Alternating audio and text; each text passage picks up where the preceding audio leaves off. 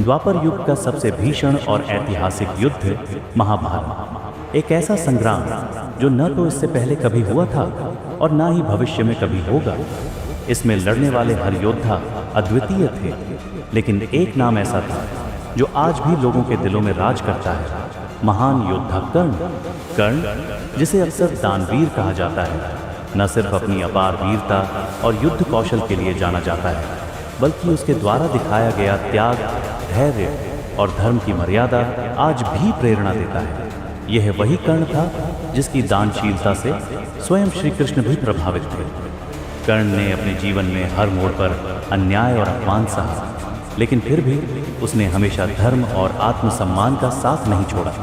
और अगर आज मैं आपसे पूछूं, महाभारत का आपका सबसे पसंदीदा पात्र कौन है, तो मुझे यकीन है आप में से अधिकतर लोग कमेंट बॉक्स में सिर्फ एक ही नाम लिखेंगे, कर्ण। तो चलिए इस वीडियो में जानते हैं उस वीर, त्यागी और धर्मनिष्ठ योद्धा की कहानी, जिसने जन्म से लेकर मृत्यु तक सिर्फ संघर्ष ही देखा, लेकिन कभी अपने सिद्धांतों से पीछे नहीं हटा।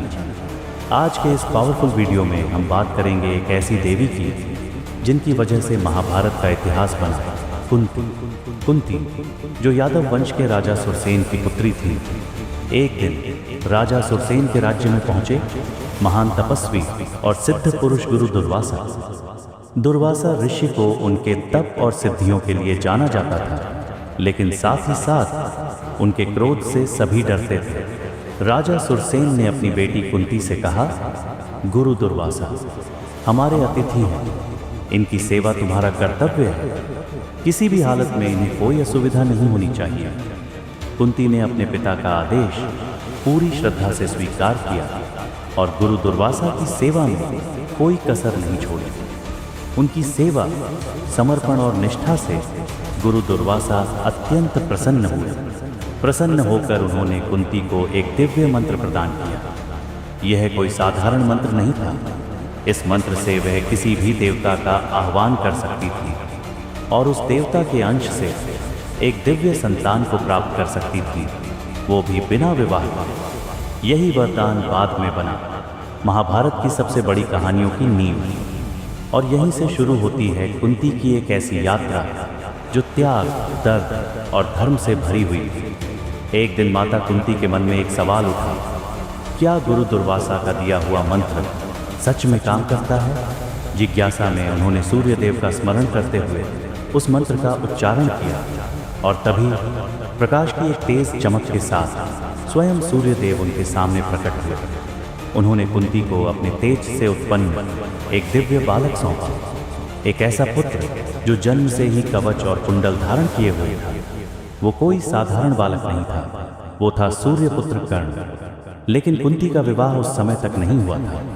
समाज की मर्यादाएं, लोकलाज और बदनामी के डर ने कुंती को मजबूर कर दिया, और फिर माँ ने अपने दिल पर पत्थर रखकर उस नन्हे बालक को एक फूलों से सजी टोकरी में रखकर अश्व नदी की धाराओं के हवाले कर दिया। नदी की लहरों में बहती वो टोकरी उस बालक के भाग्य को एक अनजाने भविष्य की ओर ले जा रही थी। एक ऐसा भविष्य जिसे इतिहास कर्ण के नाम से याद रखने वाला था, त्याग, वीरता और अपराजेय दानशीलता का प्रतीक। यहीं से शुरू होती है कर्ण की संघर्षों से भरी जीवन यात्रा।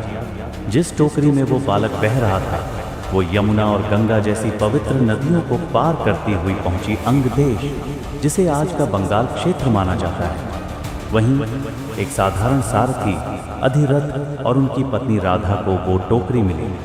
उन्होंने उस दिव्य बालक को अपने पुत्र की तरह अपनाया और उसका नाम रखा कर्ण। राधा और अधिरथ ने कर्ण को अपने स्नेह, ममता और परिश्रम से पाला। हालांकि कर्ण सूर्यदेव का पुत्र था, लेकिन उसका पालन पोषण किसी राजमहल में नहीं, बल्कि एक साधारण और शुद्ध हृदय वाले परिवार में हुआ। इसीलिए भले ही वो कुंती पुत्र था, दुनिया ने उसे राधा पुत्र के नाम से ही पहचाना। कहते हैं कर्ण शायद सबसे दुर्भाग्यशाली योद्धा था, जिसे न जन्म का सम्मान मिला, न पहचान का अधिकार और न ही समाज से न्याय। लेकिन राधा ने कभी उसे ये महसूस नहीं होने दिया कि वो उनका सगा पुत्र नहीं है। उन्होंने उसे ममता से सींचा और दिल से बड़ा किया। और यही प्रेम, यही संघर्ष और यही त्याग कर्ण को बनाते हैं इतिहास का सबसे महान और सबसे त्रासदीपूर्ण योद्धा। कर्ण का जन्म भले ही एक साधारण परिवार में हुआ हो, लेकिन उसकी रगों में क्षत्रिय का खून दौड़ रहा था। बचपन से ही उसे धनुष बाण का गहरा लगाव था। उसे लगता था जैसे उसका जन्म ही एक महान योद्धा बनने के लिए हुआ है। लेकिन उस समय समाज जाति, धर्म और ऊंच नीच के भेदभाव में भंटा हुआ था। शिक्षा भी जन्म के आधार पर दी जाती थी, गुण के आधार पर नहीं। उसी दौर में एक ही ऐसा गुरुकुल था जहां सर्वश्रेष्ठ युद्ध विद्या सिखाई जाती थी, गुरु द्रोणाचार्य का गुरुकुल। एक दिन कर्ण ने साहस जुटाया और वहां पहुंच गया। विनम्रता से गुरु द्रोण के चरणों में नमन कर बोला, गुरुदेव, मुझे धनुर्विद्या की शिक्षा दीजिए। मैं एक महान योद्धा बनना चाहता हूँ। लेकिन गुरु द्रोण ने बिना उसकी प्रतिभा देखे सिर्फ उसका कुल और जाति पूछी। जब उन्हें पता चला कि कर्ण किसी राजघराने से नहीं, एक सारथी के घर से है, उन्होंने सख्त स्वर में कह दिया, मैं केवल राजाओं और क्षत्रियों को शिक्षा देता हूँ, तुम्हें युद्ध कला सीखने का कोई अधिकार नहीं है। ये शब्द कर्ण के हृदय में तीर की तरह चुभे। वो टूट चुका था, लेकिन झुका नहीं। अपनी आंखों में आंसू और दिल में अग्नि लिए कर्ण एक एक गुरुकुल में गया। हर ब्राह्मण और गुरु के सामने हाथ जोड़े, लेकिन हर जगह से उसे वही तिरस्कार मिला, तुम योग्य नहीं हो क्योंकि तुम ऊंच जाति से नहीं हो।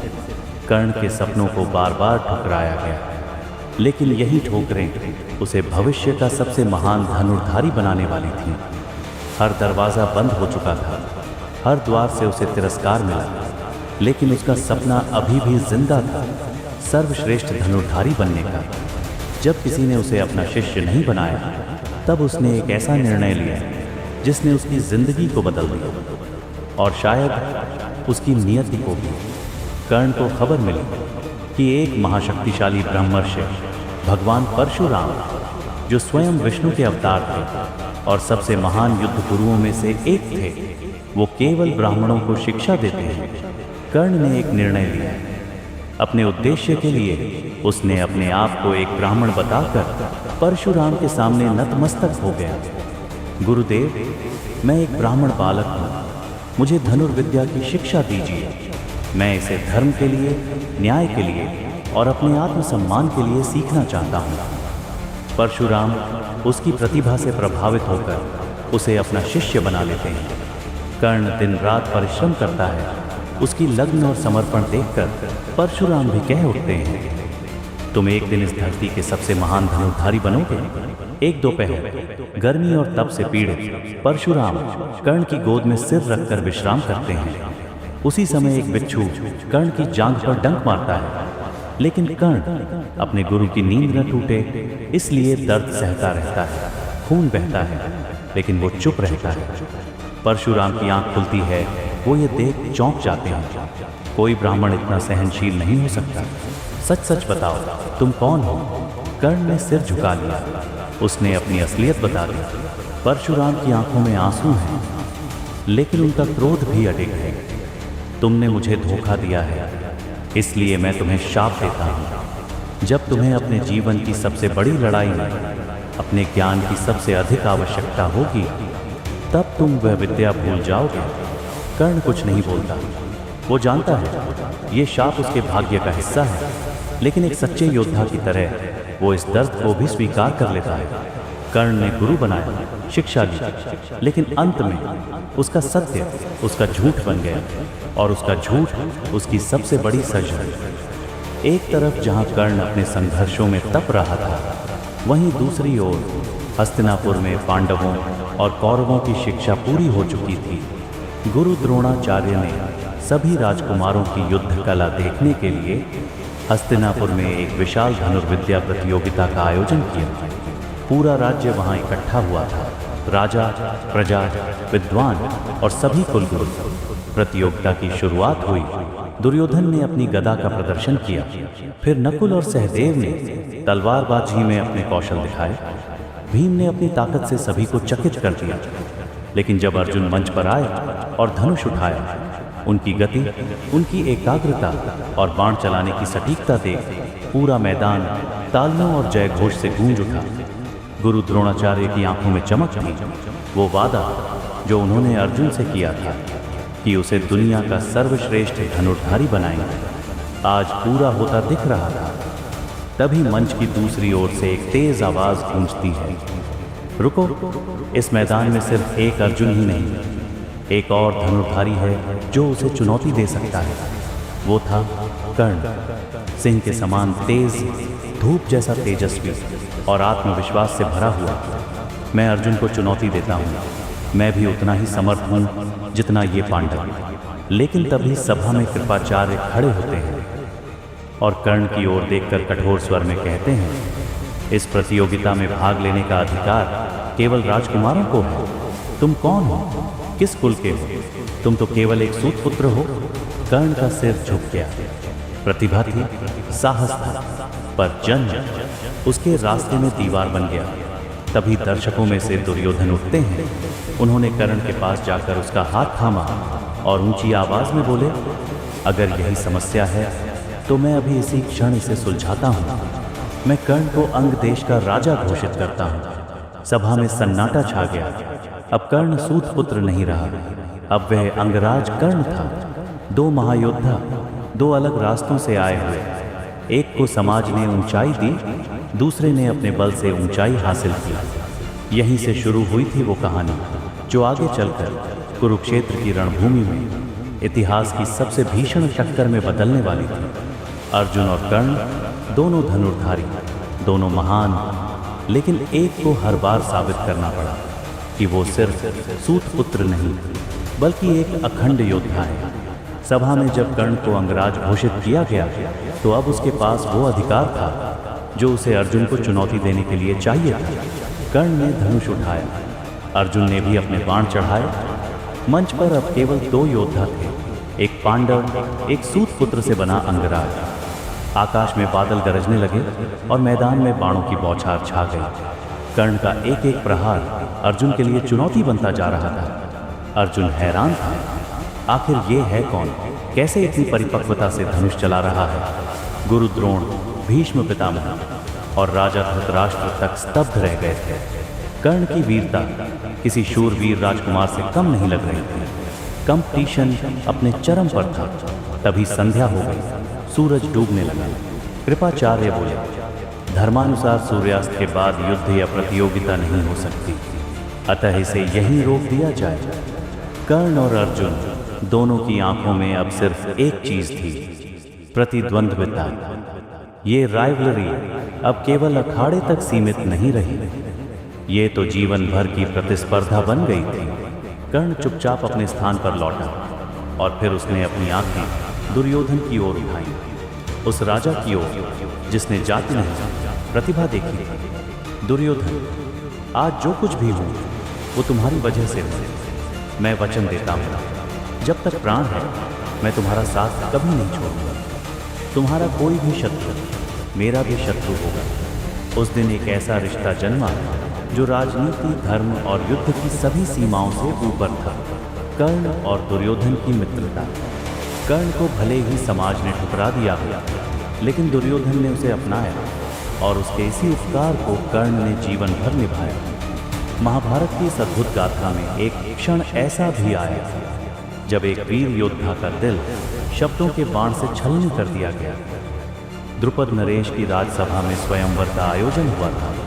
एक ऐसा स्वयंवर जिसमें दुनिया के सर्वश्रेष्ठ योद्धा आमंत्रित थे। सभा में बैठे थे राजकुमार, महारथी और कई महान योद्धा।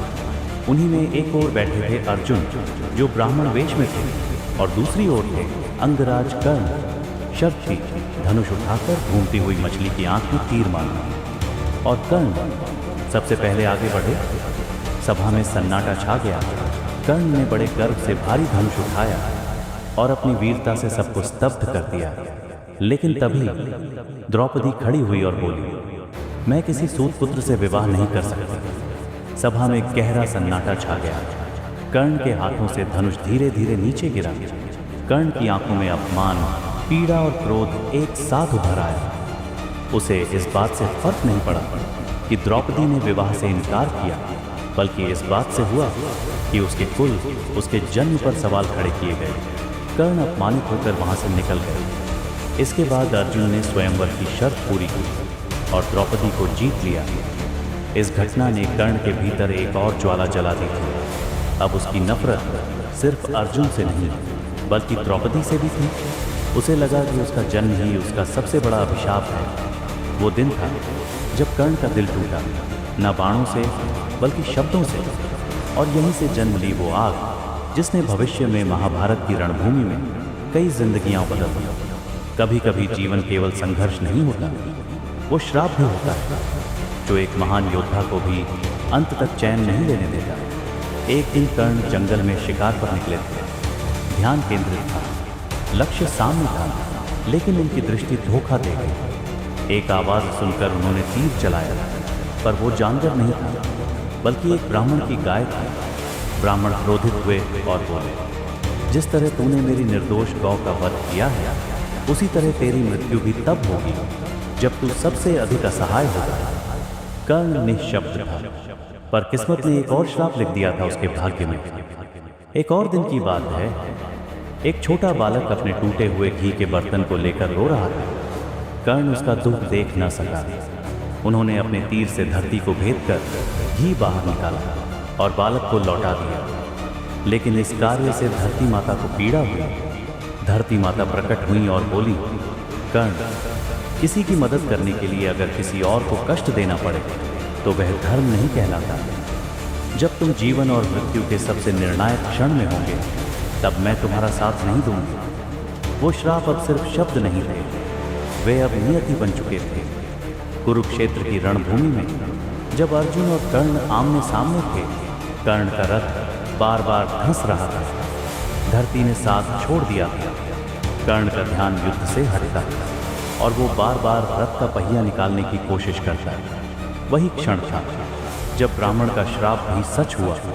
कर्ण केवल अर्जुन से नहीं हार रहा था, वो उन श्रापों से हार रहा था जो उसके जीवन की छाया बनकर हर मोड़ पर उसका पीछा करते रहे। एक महान योद्धा जो दुनिया से नहीं बल्कि अपनी किस्मत से हार गया। खंडव प्रस्थ एक बंजर निर्जन भूमि थी जहां जीवन की कोई कल्पना भी नहीं की जा सकती थी। लेकिन पांडवों की दृढ़ इच्छा शक्ति और भगवान श्री कृष्ण की सहायता से वहां एक दिव्य और सुंदर नगरी का निर्माण हुआ, जिसका नाम बाद में इंद्रप्रस्थ रखा गया। दुर्योधन जब इस स्वर्ग जैसे इंद्रप्रस्थ को देखता है तो ईर्ष्या से भर उठता है। उसके मन में आग लगाने का काम करता है उसका मामा शकुनी, जिसके पास कोई साधारण पासे नहीं बल्कि उसके पिता की अस्थियों से बने शापित पासे थे। इन्हीं पासों के सहारे शकुनी ने दुर्योधन के लिए एक ऐसा षड्यंत्र रचा जो धर्म और न्याय दोनों का अपमान था। युधिष्ठिर को द्यूत सभा में बुलाया गया और खेल की शुरुआत में वह सब कुछ हारता चला गया। अपनी सेना, अपनी नगरी, अपने भाई, यहाँ तक कि अपनी पत्नी द्रौपदी को भी। और यहीं से पांडवों के लिए सबसे बड़ा अपमान शुरू होता है। दुर्योधन ने आदेश दिया और दुशासन द्रौपदी को उसके बालों से पकड़कर घसीटते हुए सभा में ले आए। सभा में सबके सामने द्रौपदी का चीरहरण करने का प्रयास हुआ, जो कि धर्म, मर्यादा और नारी के सम्मान के विरुद्ध था।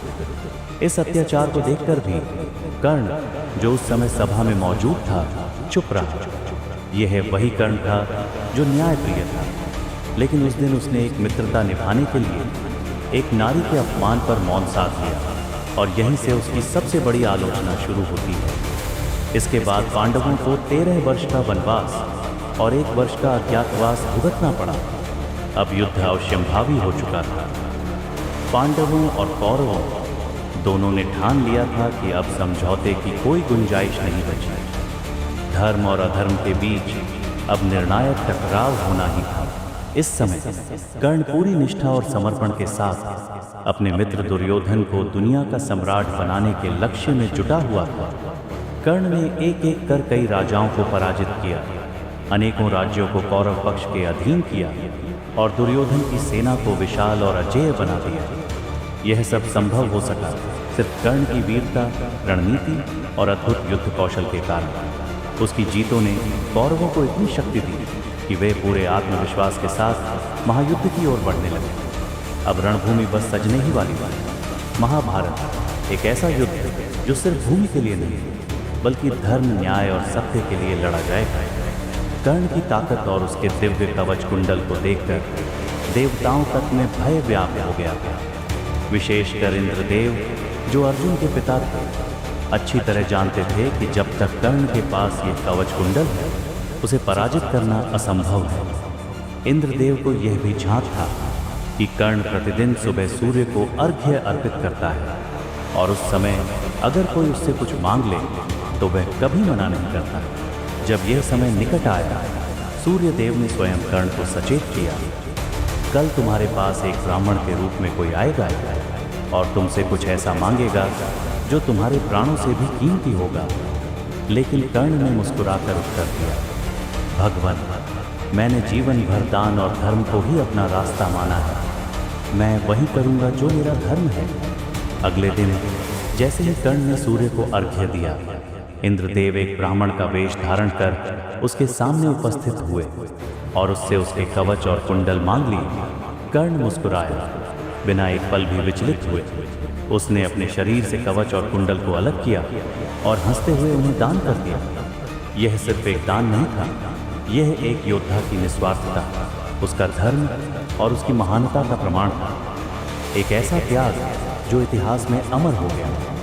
कर्ण का त्याग सिर्फ कवच कुंडल तक सीमित नहीं था, उसकी दानवीरता की पराकाष्ठा उस रात देखने को मिली जब महाभारत का युद्ध शुरू होने से ठीक एक दिन पहले माता कुंती स्वयं कर्ण के पास आई। आंखों में आंसू, हृदय में पछतावा और होठों पर एक भारी सच लिए माता कुंती ने कर्ण के सामने वो गहरा रहस्य उजागर किया जिसे जानने के बाद किसी का भी हृदय कांप उठा। उन्होंने कहा, कर्ण, तुम मेरे पुत्र हो, मेरे ही गर्भ से जन्मे हो। वो समय मेरी विवशता थी जो तुम्हें त्यागना पड़ा। आज मैं उस माँ के रूप में आई हूँ जो वर्षों से तुम्हें पुकार रही थी। कर्ण का हृदय कांप गया। उसने नम्रता से कहा, माँ, अब बहुत देर हो चुकी है, लेकिन अब जब आप सामने आई हैं तो बताइए मैं आपके लिए क्या कर सकता हूँ। माता कुंती ने कांपती आवाज में कहा, कर्ण, मैंने सुना है कि तुम इस धरती के सबसे बड़े दानी हो, तो आज एक माँ अपने बेटे से अपने 5 पुत्रों का जीवन मांगने आई है। तुम युद्ध मत लड़ो, मेरे साथ चलो। कर्ण कुछ क्षण मौन रहा, फिर दृढ़ और शांत स्वर में बोला, माँ, मैं आपको वचन देता हूँ, आपके सदैव 5 पुत्र ही रहेंगे। या तो मैं जीवित रहूंगा या अर्जुन। बाकी भाइयों को, युधिष्ठिर, भीम, नकुल और सहदेव को मैं अवसर मिलने पर भी कभी नहीं मारूंगा। यह मेरा वचन है, एक पुत्र का अपनी माँ को अंतिम दान। उस रात कर्ण एक बार फिर दानवीर कहलाया, लेकिन यह दान सबसे कठिन था, अपने ही जीवन और भावनाओं का त्याग। महाभारत का युद्ध अब अपने चरम पर था। भीषण संग्राम हो रहा था, रक्त की नदियां बह रही थीं। कर्ण अब पांडवों के सामने खड़े थे, एक एक कर सभी भाइयों को पछाड़ चुके थे। अब उनके सामने थे अर्जुन, और दोनों के बीच शुरू हुआ इतिहास का सबसे महासंग्राम। कर्ण के सारथी थे शल्य, और अर्जुन के रथ पर स्वयं योगेश्वर श्री कृष्ण सारथी बनकर उपस्थित थे। जब कर्ण बाण चलाते, अर्जुन का रथ 2 फीट पीछे खिसक जाता, और जब अर्जुन बाण चलाते, कर्ण का रथ 10 फीट पीछे धकेल दिया जाता। ये देखकर अर्जुन गर्व से मुस्कुराए और श्री कृष्ण से बोले, देख रहे हैं वासुदेव, जब कर्ण वार करता है मेरा रथ सिर्फ 2 फीट पीछे जाता है, और जब मैं वार करता हूँ उसका रथ 10 फीट दूर जा गिरता है। इससे स्पष्ट है कि मैं उससे कहीं ज्यादा श्रेष्ठ हूँ। श्री कृष्ण मुस्कुराए, फिर शांत स्वर में बोले, पार्थ, जरा ऊपर देखो, तुम्हारे रथ पर स्वयं मैं खड़ा हूँ, और रथ के ध्वज पर विराजमान हैं हनुमान जी। तुम्हारे रथ पर 2-2 दिव्य शक्तियाँ मौजूद हैं, और तब भी कर्ण के बाण तुम्हारे रथ को पीछे ढकेल रहे हैं। सोचो अर्जुन, जब एक अकेला कर्ण मेरे और हनुमान के साथ खड़े रथ को हिला सकता है, तो उसकी असली शक्ति कितनी अपार होगी। अर्जुन मौन रह गए। उन्हें अब कर्ण की वीरता का असली एहसास हुआ। अब महाभारत का युद्ध अपने चरम पर पहुंच चुका था। धरती कांप रही थी, आकाश गरज रहा था, और युद्ध भूमि में अर्जुन और कर्ण आमने सामने खड़े थे। परंतु जैसे ही निर्णायक समय आया, कर्ण की विद्या, जिसे उन्होंने परशुराम जी से सीखा था, धीरे धीरे उनका साथ छोड़ने लगी। वो बार बार मंत्र और तकनीकें याद करने की कोशिश कर रहे थे, लेकिन उन्हें कुछ भी स्मरण नहीं हो रहा था। और तभी उनका रथ अचानक धरती में धंस गया। कर्ण ने अर्जुन से कहा, पार्थ, कुछ समय दो, मेरा रथ कीचड़ में फंस गया है, मैं इसे निकाल लूं, फिर तुम्हारा सामना करूंगा। उन्होंने अपना धनुष नीचे रखा और स्वयं रथ का पहिया निकालने में जुट गए, एक योद्धा की तरह आखिरी क्षण तक धर्म निभाते हुए। तभी श्री कृष्ण ने अर्जुन से कहा, पार्थ, यही वह समय है, तीर चलाओ। अर्जुन ये सुनकर चौंक गए, कहने लगे, वासुदेव, ये तो अधर्म है, ये असहाय है, मैं इस स्थिति में उन पर वार नहीं कर सकता। परंतु श्री कृष्ण गंभीर हो उठे। उनकी आंखों में वो क्षण घूमने लगे जब द्रौपदी को सभा में अपमानित किया गया था, जब कर्ण ने उस अपमान में भाग लिया था। श्री कृष्ण बोले, पार्थ, क्या उस समय कर्ण ने धर्म निभाया था, जब एक अबला नारी का चीरहरण हो रहा था?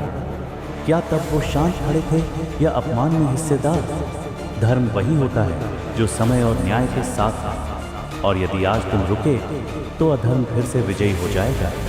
श्री कृष्ण के वचन सुनकर अर्जुन का हृदय कठोर हुआ और उन्होंने वह तीर चलाया। कर्ण जमीन पर गिर पड़े, परंतु अंतिम क्षणों में भी वो दानवीर कर्ण ही रहे। और तब जब श्री कृष्ण एक भिक्षुक का वेश धारण कर कर्ण के पास पहुंचे और कहा, मुझे कुछ भिक्षा चाहिए, तो कर्ण ने बिना एक पल सोचे अपने सोने के दांत को पत्थर से तोड़ दिया और दान में दे दिया। ऐसे थे दानवीर कर्ण। उनके जीवन में हजारों ऐसी घटनाएं हैं जो आज के इंसान को अंदर से झकझोर देती हैं। आज के युग में शायद कर्ण जैसा व्यक्ति मिलना मुश्किल हो, लेकिन हम उनके जैसे ना सही उनके आदर्शों पर चल तो सकते हैं। कर्ण की यह गाथा सच्चाई, दान और धर्म से भरी हुई है, जो देश के हर बच्चे, बुजुर्ग और युवा तक पहुंचना बहुत ज़रूरी है। इसलिए आपसे विनती है, इस वीडियो को हर एक व्हाट्सएप ग्रुप, अपने फ्रेंड्स एंड फैमिली और हर सोशल मीडिया प्लेटफॉर्म पर ज़रूर शेयर कीजिए।